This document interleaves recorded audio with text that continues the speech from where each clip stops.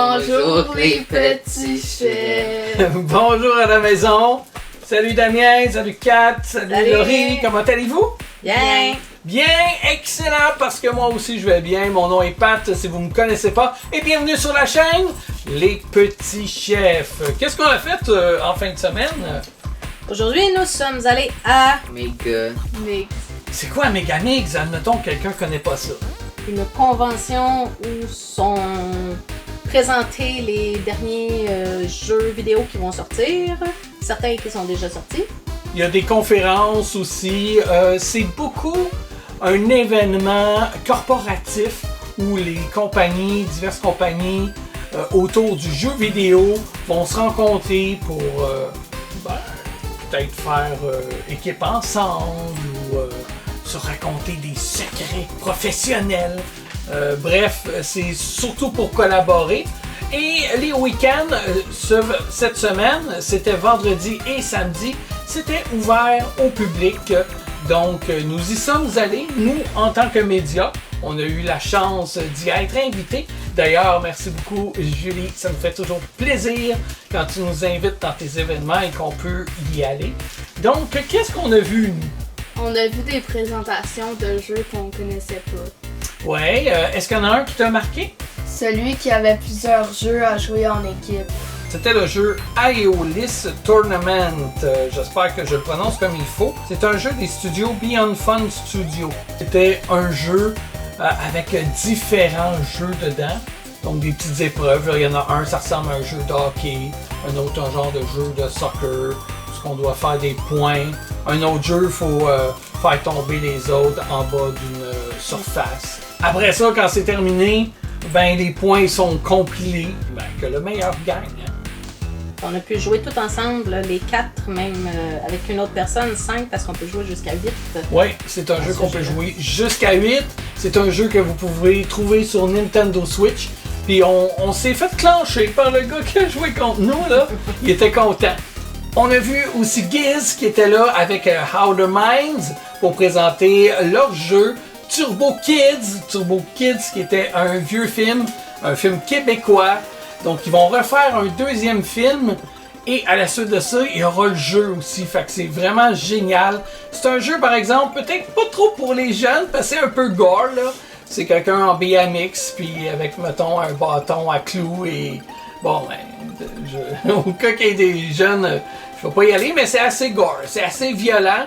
Mais c'est un bon jeu quand même, un bon jeu style un peu Metroidvania là, avec des graphiques rétro. Bref, ils nous ont donné de la merch. J'aime bien ça quand on a des petits goodies comme ça. Ça c'est un aimant pour le réfrigérateur. On a une carte ici, puis derrière il y a un code QR avec le démo. On a eu aussi un macaron que moi je me suis empressé de mettre sur mon sac. C'est le logo de Outer Mind avec un casque de BMX. On a aussi vu un jeu qu'on connaît déjà, mais qu'on aimait beaucoup et qu'on trouve très beau, qui est Rainbow Billy. Et on a même réussi à avoir des petits trucs qu'ils nous ont donnés. Laurie a choisi Billy. Puis il y a même la canne à pêche derrière. Puis on peut l'enlever. Damien, lui, a choisi l'un des boss ou le boss dans le jeu. Puis ils nous ont donné aussi 2 t-shirts comme ça pour les enfants. Donc, à l'effigie du jeu. Approche la poche. Donc voilà, et Laurie a bien essayé le jeu. Ouais, il avait déjà joué à la C'est maison, ça. de toute façon.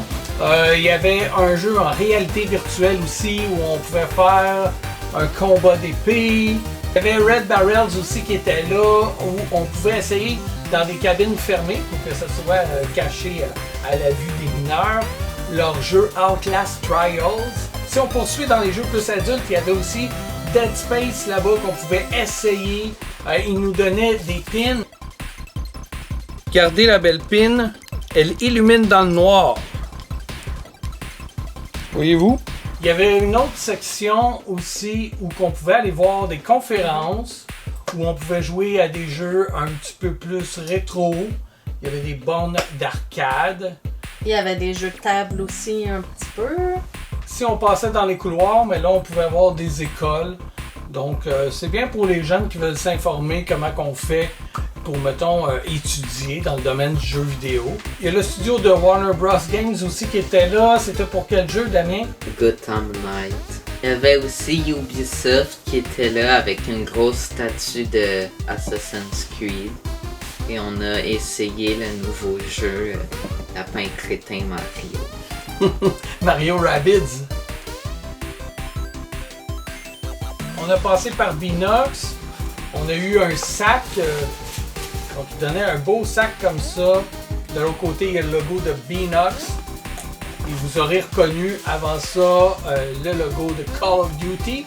Avec un beau tapis de souris aussi, que Damien va sûrement pouvoir utiliser. À l'entrée de la salle d'exposants, on pouvait avoir un sac comme celui-là. Donc Voxies, dans le fond, ça c'est un jeu RPG, un peu avec le look Minecraft, là, c'est des bonhommes pixelisés. C'est un jeu free-to-play, avec différents personnages. Tu vas avoir le sorcier avec ses pouvoirs, tu vas avoir le chevalier. Bref, tu as tout plein de personnages, puis là, ben, tu as des quêtes, tout ça. C'est gratuit. Et les objets que tu peux ajouter à ton personnage, ben ça, j'imagine que tu les achètes et que tu les gagnes au fur et à mesure que tu joues. C'est pas mal ce qui a attiré notre attention là-bas. Personnellement, moi j'ai bien aimé. Les kiosques qui étaient là-bas étaient intéressants. J'ai l'impression que c'était plus petit, mais je pense que c'est juste la façon que c'était placé. C'était différent que les années précédentes là, quand c'était live.